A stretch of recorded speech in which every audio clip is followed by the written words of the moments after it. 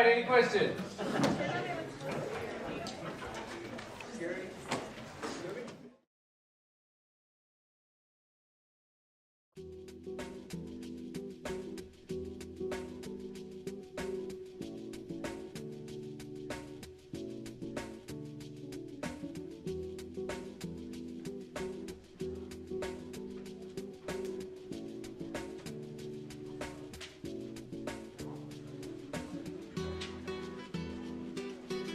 I use team-based learning pretty extensively. For an undergraduate exercise physiology course. It's actually a senior level course. I really like the team-based learning teaching method because it places a lot of, it really places the majority of the responsibility for learning on the students. And so in the classroom it sort of appears that the instructor's not doing very much. All the work actually is done in advance. It's preparation for the course. But the students are really the ones that are responsible for the learning, and that's really kind of why I like using that system. I think team-based learning really helps the students to learn the material of the course because it places so much of the responsibility of the learning on the students. As the instructor, you're there to really kind of facilitate the learning environment, opportunities to learn, and then it's really their responsibility to go ahead and learn it. And so you do that through assessments and through assignments and things, well-prepared assignments that allow them to work collaboratively and work in their groups throughout the assignment in order to learn the material.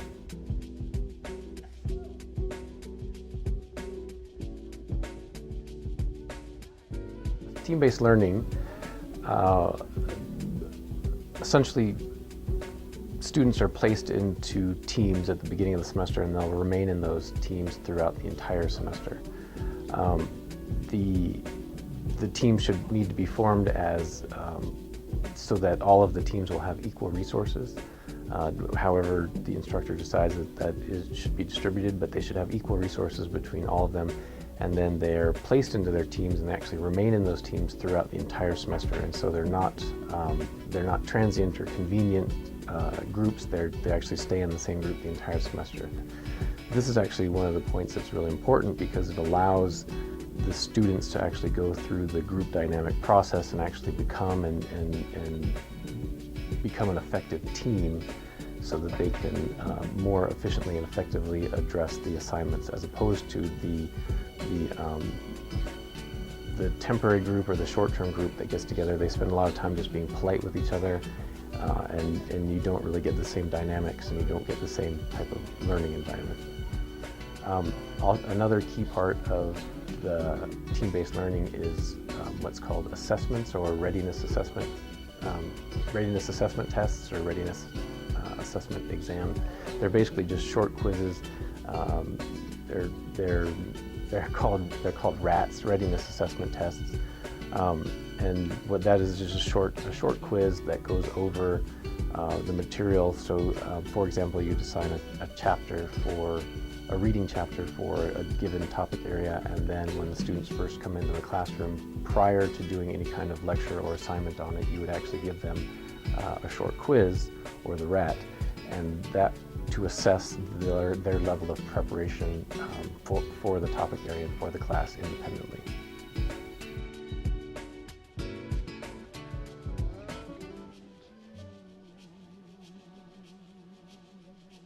Pretty strong motivation to use team-based learning stems from a workshop that was done here on campus by Larry Michelson, so Larry Michelson and Dee Fink are kind of the creators of the team-based learning concept. And so Larry Michelson was on campus and did several years ago, and did a workshop. And I was actually really intrigued by the idea of a teaching method that really would shift a lot more of the responsibility and onto the students, and have the students become much more active in their learning as opposed to being very passive. So I really found that the team, and then I did a lot more reading into the team-based model to kind of learn more about it and do it, and I actually felt that it was going to be a very effective method for teaching.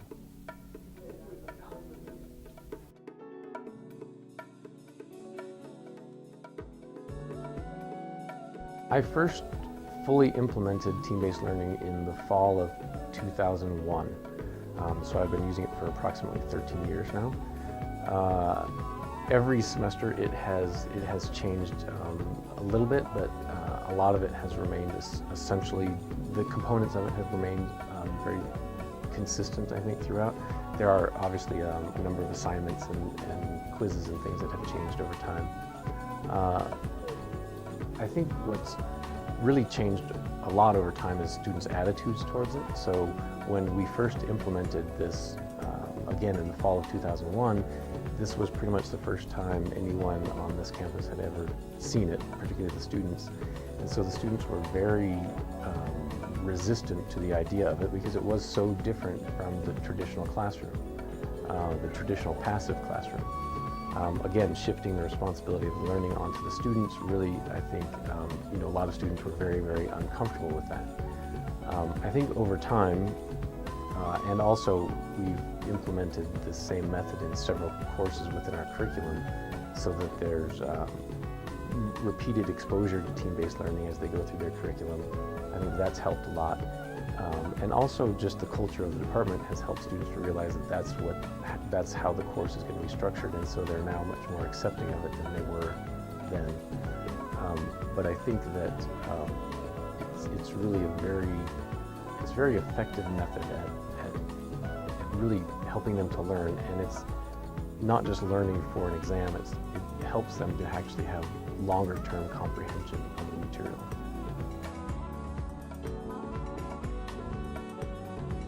The behavior of students in class changes because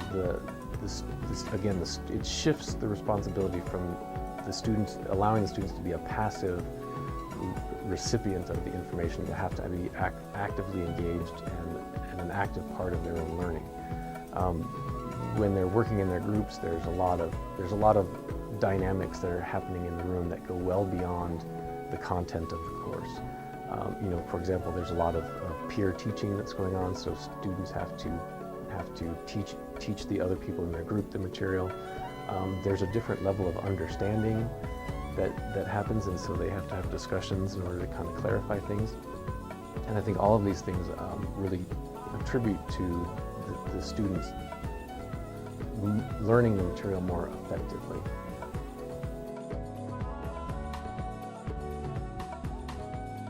My interaction within the classroom with the students is actually kind of minimal.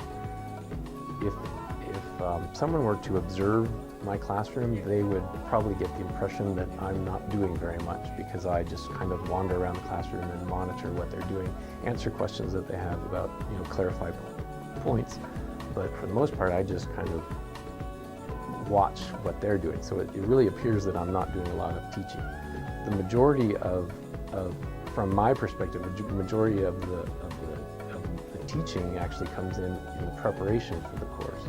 So structuring the RATs so that the questions are well structured, so that they're higher level questions than just basic knowledge. That takes a lot of time. Also, creating assignments, class assignments that are more difficult and of a higher level than just a typical kind of a knowledge-based question.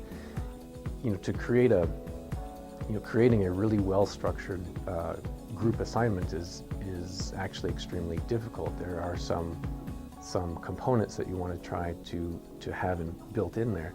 So, for example, if you're going to have students, and particularly with the team-based learning method, you want every single team to be working on basically the same question, so that you can then have them interact with each other, between the teams.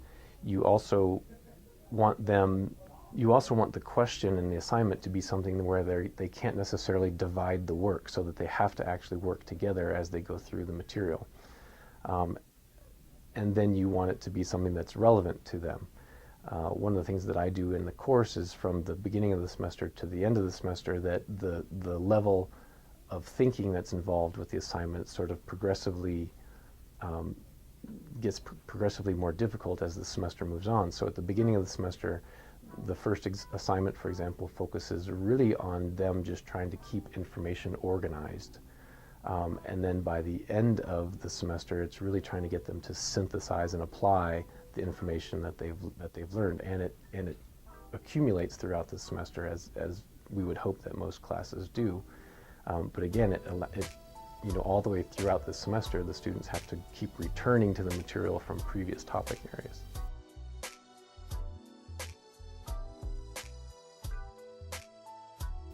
So for a given topic area, students will be introduced to an assignment essentially through a very short discussion of what we're doing or what the assignment is, just to clarify points. The assignments are actually passed out in folders, so each group has a folder, and I'll pass out a folder that has an assignment sheet for everyone in that group. And then really the students are told that they're to work on that throughout the class period, and then they will actually and then they'll submit their group answer for an assignment at the end of the class period. Generally, sometimes they'll finish it outside of class, but generally they turn it in at the end of class. Typically, with the last few minutes of class, we will also, just kind of to wrap things up, is that we'll actually go over it. And so if they're taking a RAT at the end of the class period, we actually go over each of the questions along with each of the responses, in order so that they can sort of clarify the material and know what they've done, and it really becomes more of a class discussion at that point. And I really do try to get as many students involved as possible. And there's a number of different techniques that you can use to increase the involvement of students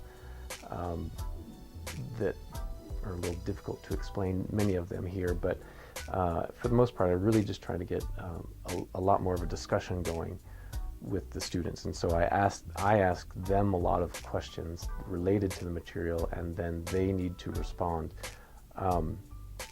If I ask them a question and they're not yet prepared and they're not able to answer it, or at least answer it to the level that I think that they should, then I will then start asking them guiding questions.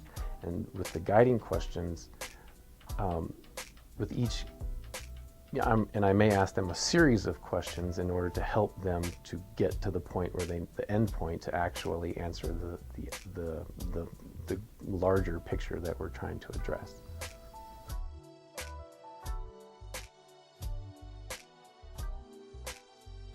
Motivating students to be prepared for class is actually, true motivation is a little bit different, but motivating them prior to class to get them to read material is really quite simple. The students know that when they come in, they're going to be quizzed, and they're going to have a quiz over the reading material. They know it's coming, and so they, obviously some of them may not, but basically all students read the chapter in advance and are prepared they prepare in advance for class. And so they've read the chapter, they've studied the material, they've done their best to understand the material on their own. Again, because when they come to class for the first day of a topic area, they will be quizzed on it. Following the quiz, the intent is that they would, or the RAT, the idea is that they would then, any questions that they have, they then return to the material to try to clarify things.